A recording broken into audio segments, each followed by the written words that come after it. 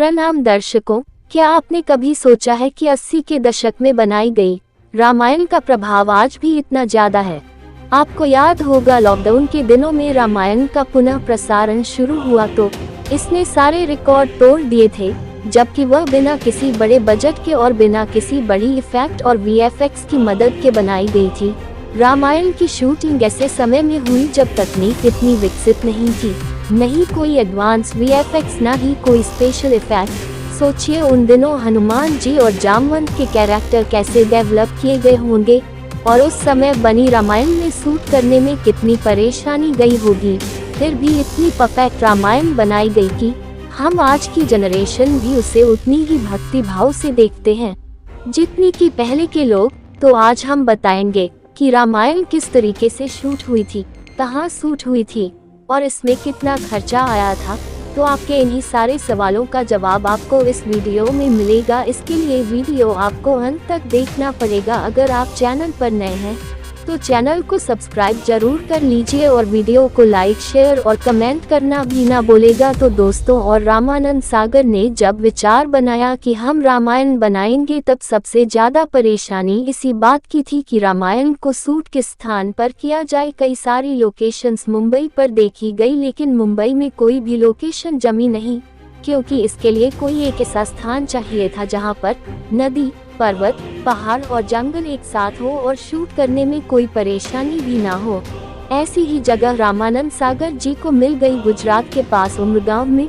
उमरगांव सबसे perfect location इसलिए भी थी क्योंकि इसकी आबादी बहुत कम थी और यहाँ पर बहुत ही कम लागत में अच्छे दृश्यों के साथ रामायण को फिल्माया जा सकता था। तो यहाँ पर करीबन 550 दिनों तक रामायण की शूटिंग चली, जिसमें से 78 एपिसोड शूट किए गए। बताया जाता था कि शूटिंग के दौरान सारे आर्टिस्ट उमरगांव में शूट लोकेशन में ही रुकते थे।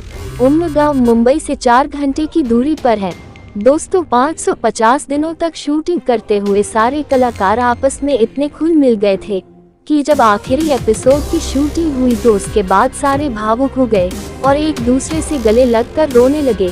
शूटिंग के समाप्त होने के बाद सारे कलाकार अपने अपने घर चले गए और उन दिनों किसी को नहीं पता था कि उनके द्वारा बनाई गई रामायण और उनके द्वारा निभाए गए किरदार इतिहास के पन्नों में अमर हो जाएंगे और उनके लिए एक अमिट छाप छोड़ कर जाएंगे। मीडिया रिपोर्ट्स के मुताबिक रामायण का एक एपिसोड बनाने के लिए रामानंद सागर करीब 9 लाख रुपए खर्च कर दिया करते थे, यानी कुल 78 एपिसोड्स के रामायण सीरियल को बनाने में 7 करोड़ का खर्चा आया था।